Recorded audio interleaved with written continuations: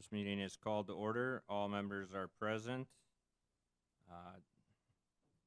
Alderperson Veneman has Mr. Bluth sitting in for him tonight.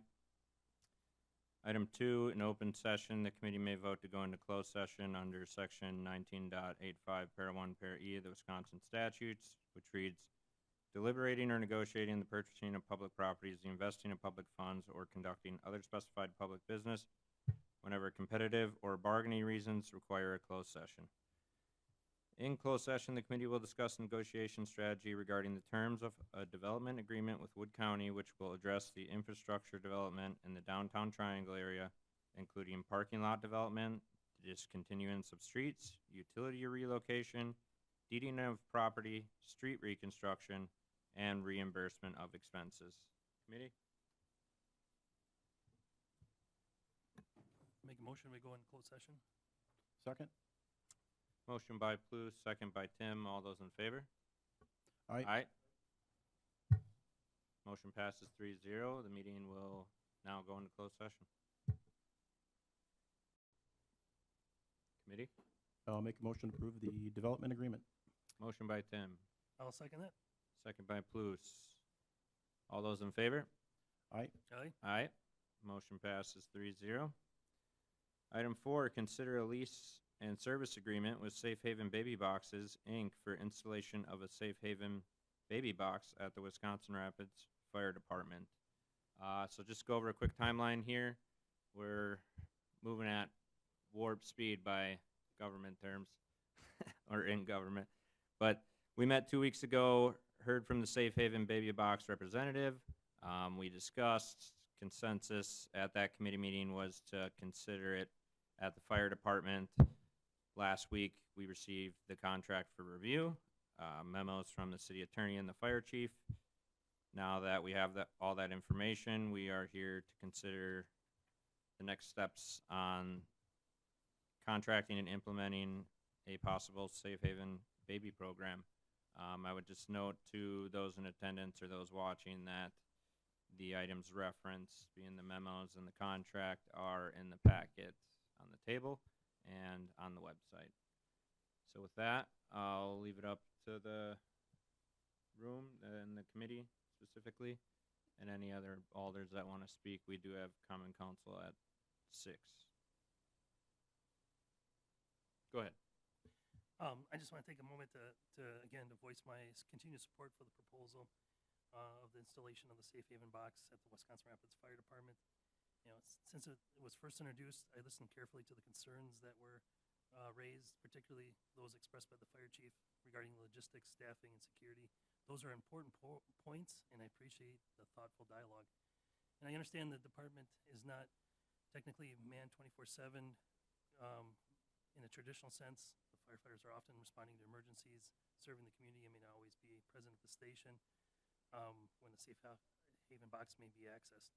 But the reality is, and it has been accounted for in the design of these boxes, they're equipped with redundant alarm and notification and technology the moment those boxes are open. So a backup protocol may be put in place to make sure that someone responds in the event that that Safe Haven box is used. So, and I also want to acknowledge the concerns about the surrounding surveillance. We want to protect the mother's privacy and make sure that there's no barriers to someone that's in that situation wanting to surrender their child. So I also feel that it's fitting to have the box at the fire station. The fire department across the country, ours included, have always been a symbol of help and humanity. And unlike the law enforcement, the fire service is not viewed as punitive. That's a distinct matter, very important distinction. A scared parent is far more likely to come forward if they don't fear any legal consequences. So I just want to make that note.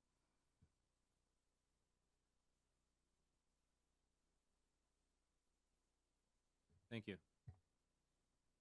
Anyone else?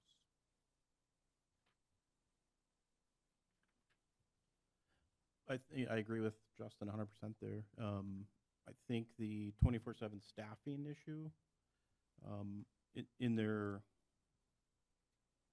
legal paperwork or in some things I've read, that they don't recommend, or they don't need 24/7 staffing always at the fire department. It sounds like with the responder, a responder can be there within 5 minutes. That covers the 24/7 section of that. So I guess the only other issue with this from the fire chief was the surveillance, and it sounds like there's some options that we can get around that as well. So I'm 100% supportive with the fire department and moving forward. Thank you. I'm gonna point to Attorney Schill's memo here.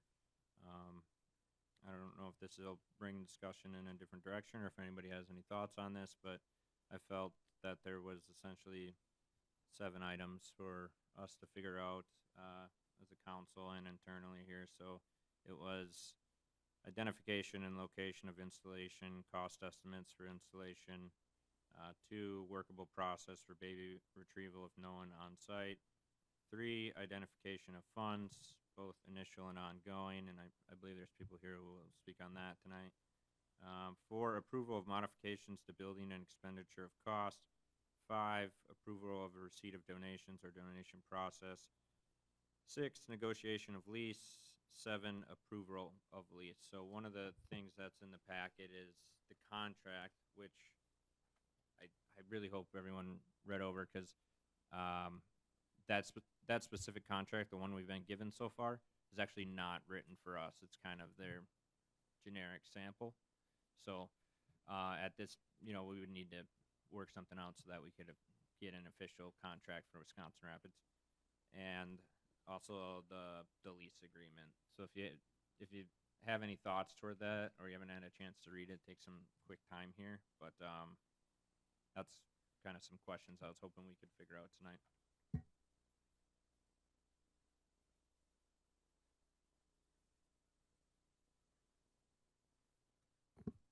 From what I see, there's 2 issues here. The fire chief had spelled out his concerns about the 24/7 staffing. What the memo from our city attorney says is that the mechanism, to clarify the term staff 24/7, refers to personnel being on paid duty at all times, though it does not necessarily mean someone is physically present at the station around the clock. In the event that all firefighters are out on a call, activating the baby box will still trigger a 911 dispatch response. This mechanism ensures continuous coverage and aligns with the intent of the law. I feel that statement speaks for itself. It covers pretty much any question we have regarding the 24/7. I've got a lot of faith in the Wisconsin Rapids Fire Department. I've got a lot of faith in the Wood County Sheriff's Department and the Wisconsin Rapids Police Department. This should not be a problem, in my opinion. The second thing comes down to his concern was other communities have addressed similar challenges by coordinating with nearby fully staffed career departments. That's the backup that we just talked about, the Sheriff's Department and the police thing. I can't think of any other thing that would slow this down any. These are the 2 main concerns that our fire chief has brought up, and they've both been addressed. I would be for this 110%. I say we take the step forward and we figure it out as we go. That's my opinion. I just want to be clear, that was not my opinion that you just read. That was the opinion of the Safe Haven Baby Box people, of their understanding of the law. Okay. I had said that I'm not sure if that's really the intent, and I was trying to either figure out through the AG's office or Human Services kind of what their understanding was. It may very well be that that's their interpretation, but I've not been able to confirm that. But as I also stated, it appears that other fire departments or other locations are maybe in the same boat that we are, in terms of there are times when isn't staffed. So they are proceeding under the theory that it does not mean, someone there physically 24/7. Although I guess when I construe statutes and I read it's the plain meaning, right? It's staffed 24/7. To me, that means they would have written it differently if it was not requiring someone to be there. It might say that a fire station that is scheduled for staff 24/7 and that may be able to respond or have alternate response or something like that. So that was my concern over how the language was written, but and the Safe Haven Baby Box company, does have their interpretation, which is a reasonable one, but I haven't been able to really confirm, and other than that, other stations are in the same situation, although, as the fire chief has pointed out, what their backup is and how soon that happens, might be different than ours, and that's why it would be important to work on how that might happen in order to comply with the law.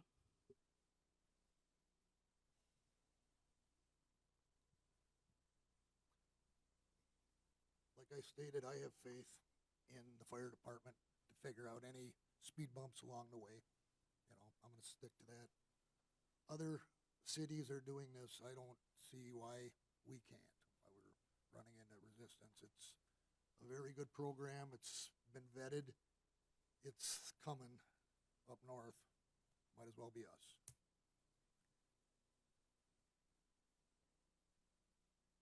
done. Thank you. Mr. Austin. And Thank you. I got a question about the legality of surrenders. Currently Wisconsin's safe haven law allows for anonymous surrender of a newborn up to 72 hours old, and that surrender can be to EMS, fire, police departments, health professionals, so long as there are no signs of abuse and the surrender is voluntary. I think it's essential to understand that if a child is surrendered under coercion or signs of abuse, it is no longer a legal safe haven surrender. The person surrendering could possibly face criminal charges. So, this situation is a serious legal distinction. When a baby is dropped into a box, there is no professional present to assess whether the surrender is voluntary or whether the infant may have been harmed. By contrast, the face-to-face surrender, which remains anonymous under the law, in effect since 2002, allows for trained staff to observe, assess, and intervene if there is any coercion. So, removing that human element that is is a critical safeguard, and one that cannot be replicated by technology or a camera. So my question is if a child is surrendered and it's discovered that the child was abused, or later discovered that there was coercion or abuse to the parent, what happens then?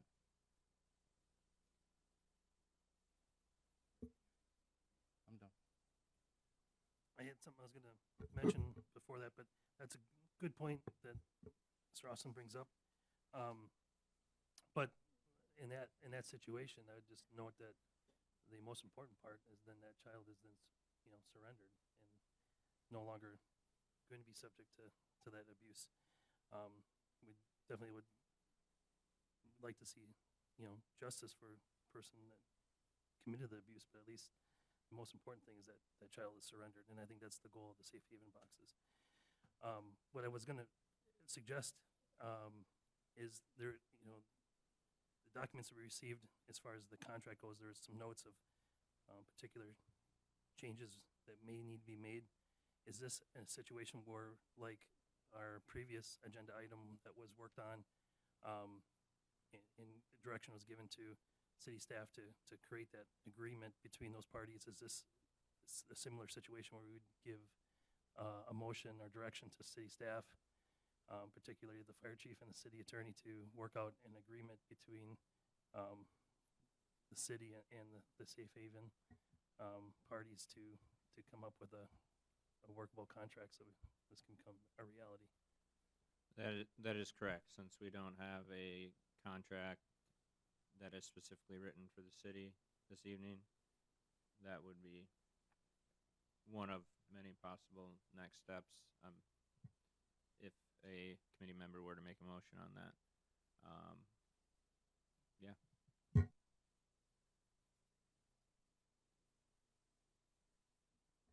So I go back to my last comment, and I agree with Mr. Pluis. I mean, the important thing is the safety of the newborn, but that child is in our custody at that point. What happens then? Is there anybody in this room that can answer that?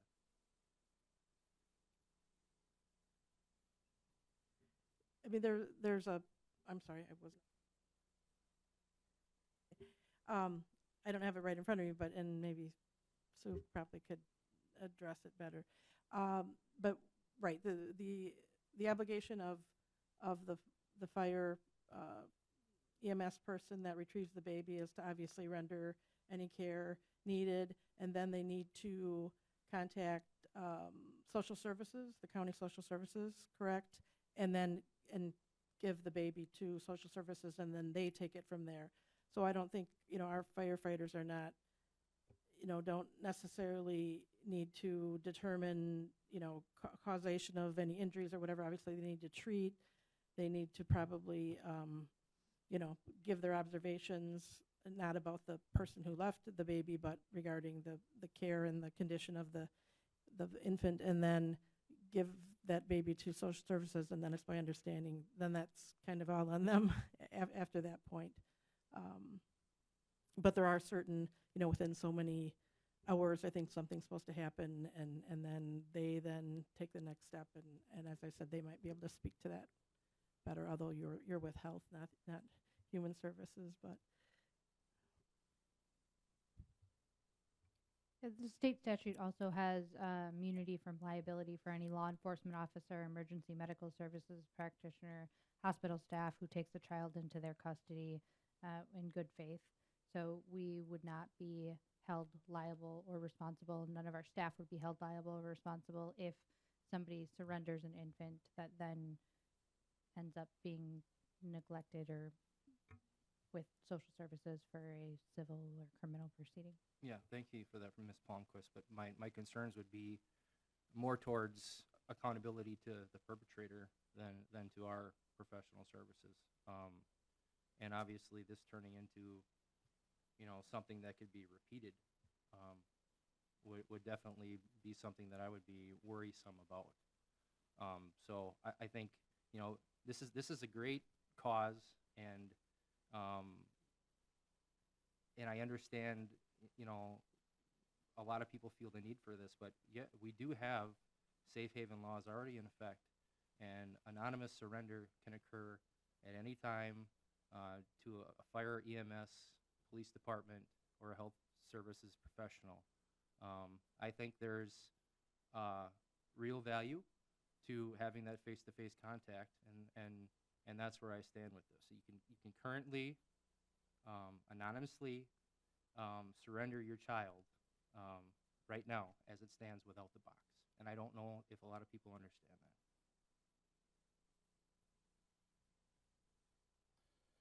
I think the definition of anonymous is probably where it's confusing. Certainly, a mom can walk up to a firefighter or police or whoever and relinquish their baby. But then that person now is either may live in the city, walking through Walmart. They may say, oh gosh, that's the EMT I gave my baby to, and may feel indifferent about that or whatever it is. So I think the baby box is completely anonymous. You don't see anybody. And so I think that's where it would benefit some of the people.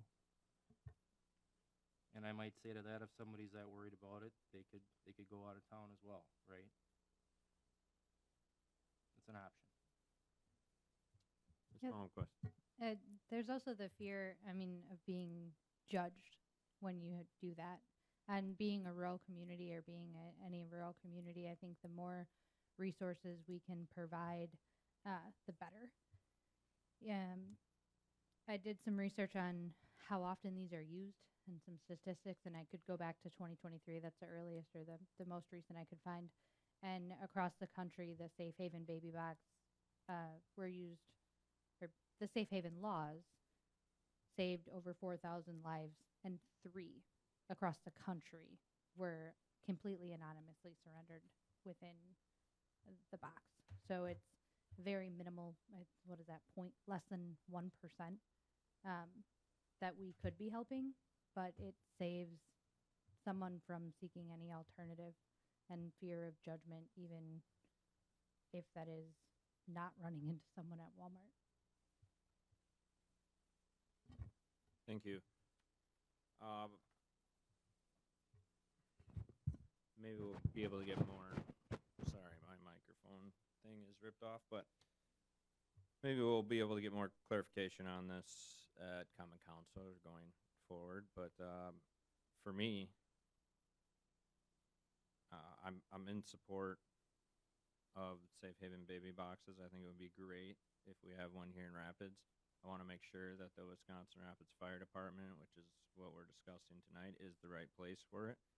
And what I need to have to be convinced to do that is assurance from, at least one of our local first responder leaders, whether it's the fire chief, the police chief, or the Wood County Sheriff, that we can do this and we can fulfill the contract. Because we're not going to be the ones attending the box, responding to the alarm. They will be, and their staff will be. So I'm really looking for, comments of support this evening. If, it carries past tonight, letters of support, just saying that if a baby gets placed in the box for the safety of the baby, are we able to respond within the 5 minutes?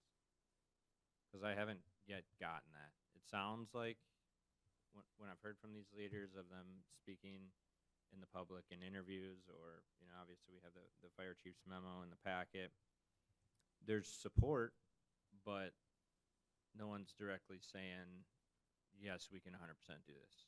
And that's kind of what I'm looking for from at least one of those units, is that if that alarm goes off, they'll be there.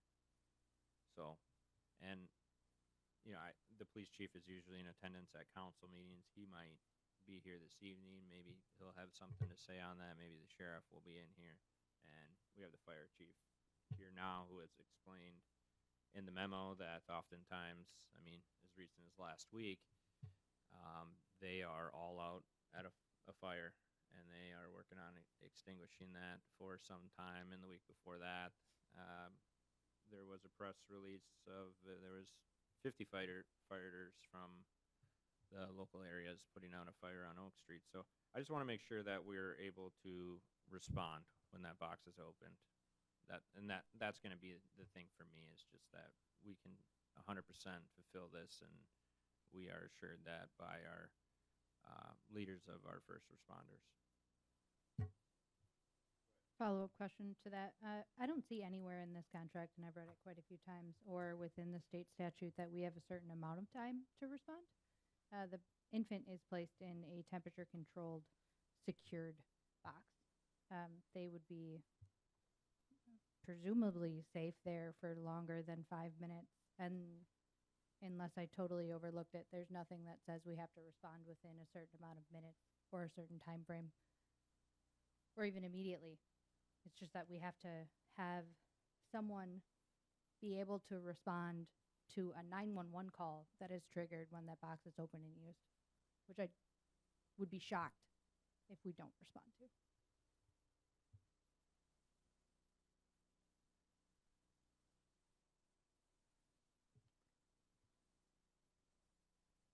I'm going to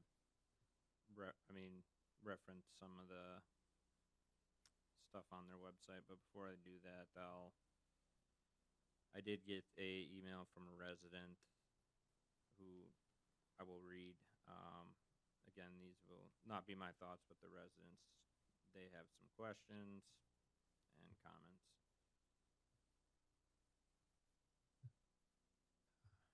Writing with some concerns and questions about the Safe Haven baby box, because of course I am in support of the values behind this initiative, but I have concerns. What data supports that there is a need for a Safe Haven baby box in Wisconsin Rapids? None was provided in the meeting. Given the obstacles cited by the fire chief and the lack of response plan for addressing those obstacles, I think that it is important to remove the emotions from the topic and review the data. Everyone is in favor of helping babies. What is the probability of this actually helping babies? Second point, a baby can only be surrendered if it is 72 hours old or younger, small window of time, which creates the opportunity for errors. What responsibility does the city have if an older child is surrendered? Could the baby box harm an older baby? There's a link provided to that as well. It's from dcf.wisconsin.gov/cps/safehaven. Third point is the design and construction of the baby box itself regulated by any government agency. I understand that the Safe Haven Company has a very effective marketing message. Again, not my words. But I want to know if there is oversight of how the boxes are built, installed, and maintained, because they are still fairly novel and meant to protect fragile infants.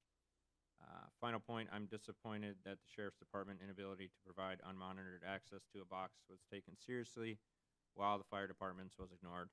Please explore this further because their EMS services directly impact our city.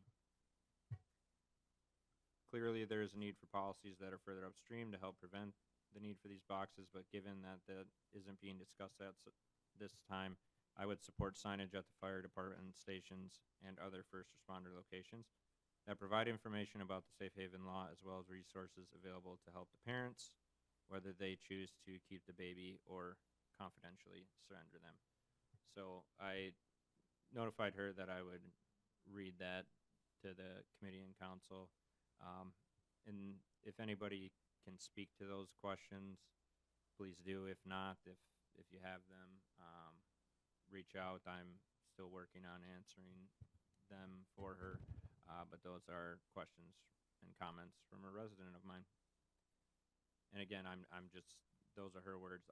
For me, I'm looking for, the police chief, fire chief, or the sheriff, someone to give assurance that we'll be able to respond to these.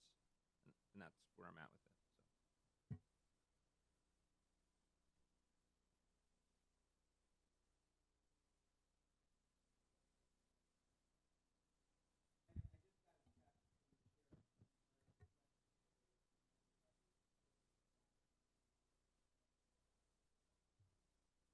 Excellent.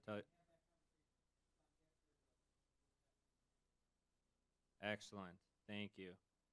Thank you. That is Lance Plimo, County Chair. Got a text from Sheriff Sean Becker saying that they would be able to respond if the alarm did go off. So that is one assurance that we would have there. Thank you for that information, Lance.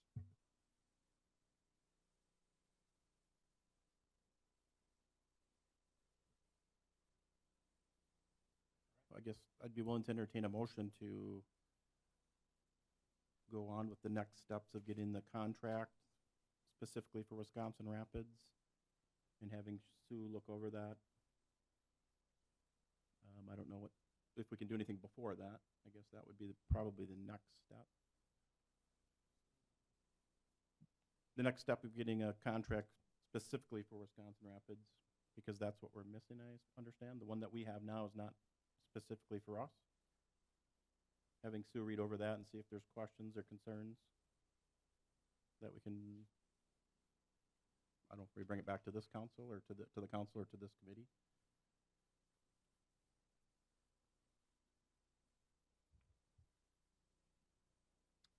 Yes.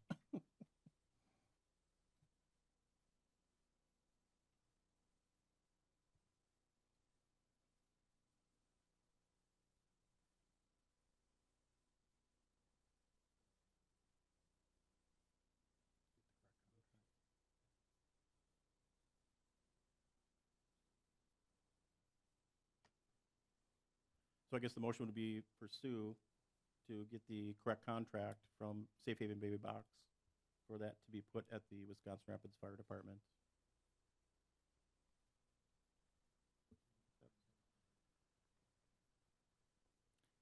I'll second that motion to do so. All right, we have a motion by Mr. Tim, second by Plus. All those in favor?